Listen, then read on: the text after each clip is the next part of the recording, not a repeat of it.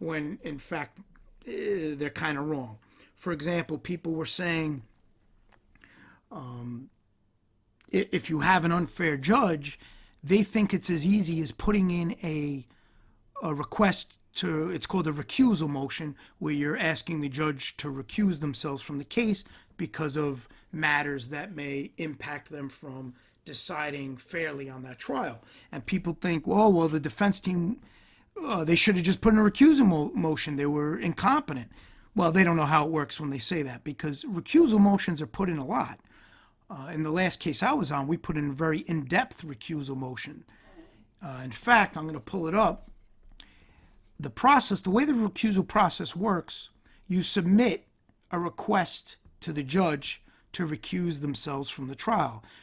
They have to review the information, decide whether they're going to recuse from the trial. And what's interesting, a lot of people don't realize, the sitting judge decides that for themselves. So it's not as if you're sending this request to another department to see if that judge should recuse, or to the higher ups, or to another district, or to a higher level court. It goes right to that sitting judge. So think how crazy that is. The judge decides if they want to recuse or not. That's what it boils down to. So you have to really be honest with yourself as a judge when you're reading these things, if you can decide fairly, because you're deciding whether you should recuse yourself, which to me is a crazy process. You would figure somebody else would decide that. So for this example, we submitted this is a 38-page affidavit. And when this individual, who's a recusal expert, is a heavyweight. This guy, he gives all his credentials. He was an attorney in many courts. He is an attorney. He's been practicing law for 36 years. He's been asked to be an expert witness and testify in trials. In December 2009, he testified before the subcommittee of the House Judiciary Committee on Judicial Disqualifications.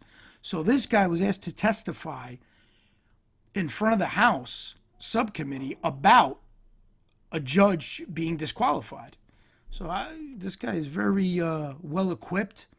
He has taught professionally. He taught professional responsibility. This goes into all his, basically like his resume. And the guy, it goes on and on.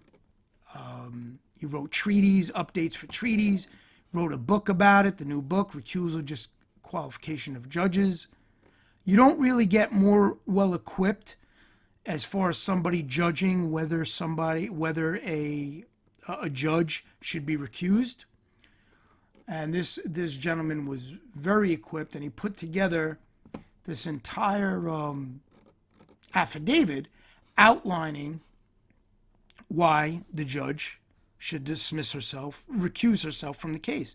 Big conflicts of interest. Now he goes on, he gives all different points, and when he's summing it up, he's explaining why a judge is expected to disqualify him or herself. He put herself in this case, it was a female judge. And it says, he's laying it out. In the Second Circuit, a judge is expected to disqualify herself if a reasonable person, knowing all the facts, will conclude that the court's impartiality might reasonably be questioned. And then he goes on, he gives a citation. It says, I am of the opinion that a reasonable person, if considering the totality of the circumstances, might question the ability of the judge to be impartial, and that is not a close call. So he determined that it's not even a close call.